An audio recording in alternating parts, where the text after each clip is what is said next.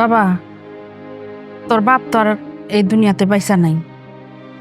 এখন আমগো এই সংসারের গার্জিয়ান হইছত গিয়া তুই। তোর ইনকামেই আমগো পুরা সংসারটা চলতেছে। এখন তোর কোনো পরামর্শ ছাড়া তো আমরা কোনো সিদ্ধান্তে আইতে পারতাছি না। এই যে তোর বোন রানী গত 2 মাস যাবত তার স্বামীর লগে ঝগড়া করে আমগো বাড়িতে পড়ে রয়েছে। এখন ওর তো একটা কোনো ব্যবস্থা করতে হইব। এমনকি ও কি ওর স্বামীর বাসায় যাইব আবার সংসার করতে, নাকি ডিভোর্স দেওয়াবি? আর ডিভোর্স দেওয়া হলে কাবিনে টাকা টুকা কেমনে কি করবি কিছুই তো বুঝতাছি না। এখন তুই কি করবো? সংসার করবো মানে? কোনো সংসার করবো না। কেমনে সারাসারি করাবে ওটার একটা উপায় বের করো, আর কাবিনের টাকা কেমনে আনবা ওটার একটা ব্যবস্থা করো। আর ভাই, তুমি কিছু কও না কেন? শুনলাম মার বোনের কথা এতক্ষণ শুনলাম।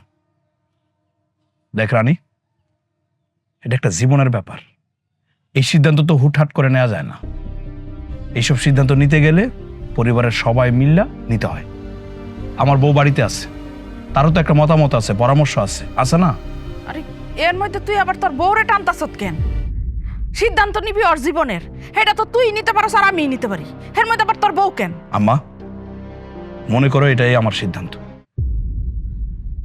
আমার বউ বাইরের কেউ না, এই পরিবারেরই একজন। তার পেটে আমার বাচ্চা।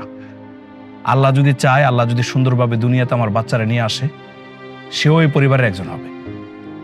সেই জন্য পরিবারের কোনো সিদ্ধান্ত নিতে গেলে সবাই মিলেই নেওয়া উচিত, আমি এটাই মনে করি। আচ্ছা ঠিক আছে, এখন তুই যেটা ভালো মনে করো সেটাই। ডাক দে তোর বউরে। রানী, তোর ভাবিরে ডাক।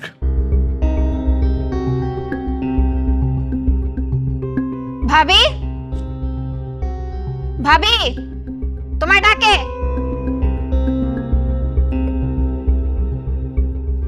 কে রাখে? বউ, বসো ওই জায়গায়। ডাকছেন? হ্যাঁ, এখানে পরিবারের একটা গুরুত্বপূর্ণ সিদ্ধান্ত নেওয়া হইতেছে। তোমারও থাকা উচিত, কারণ তুমিও পরিবারের একজন। তুমি তো জানো আমার বোন রানী ওর জামাই রফিকের সাথে ঝগড়াঝাটি করে 2 মাস হয় আমাকে বাড়িতে এসে পড়ে রয়েছে। এখন রানীর সিদ্ধান্ত হইল সে আর সংসার করবো না, শ্বশুর বাড়িতে যাইব না। মার কথা হইল রানী যদি সংসার করতে চায় তাহলে রানীর শ্বশুর বাড়িতে কেমনে পাঠানো হইব এটার একটা ব্যবস্থা নেয়। আর যদি না করতে চায় তাহলে ডিভোর্স দিয়ে কিভাবে কাবিনের টাকাটা আনা যায় এটার একটা ব্যবস্থা নেয়। এই ব্যাপারে তোমার পরামর্শ কি? দেখেন, এটা ওর জীবন, ওর সংসার, ওর সিদ্ধান্ত, এটা নিয়ে আমি কোনো কথা কইতে চাই না। কারণ আমি তো পরের মেয়ে, আমার তো দোষ বেশি। ওর আমি ঠেলে গুতে পাঠাইলাম সংসার করতে, অনেক কিছু হইলে তখন আমার দোষ হইব যে ভাবি আমার জীবনে নষ্ট করে দিছে। আবার ধরেন তালাক দিয়ে নিয়ে আইলাম, তখনও কইব যে ভাবি আমার সংসারটা নষ্ট করছে।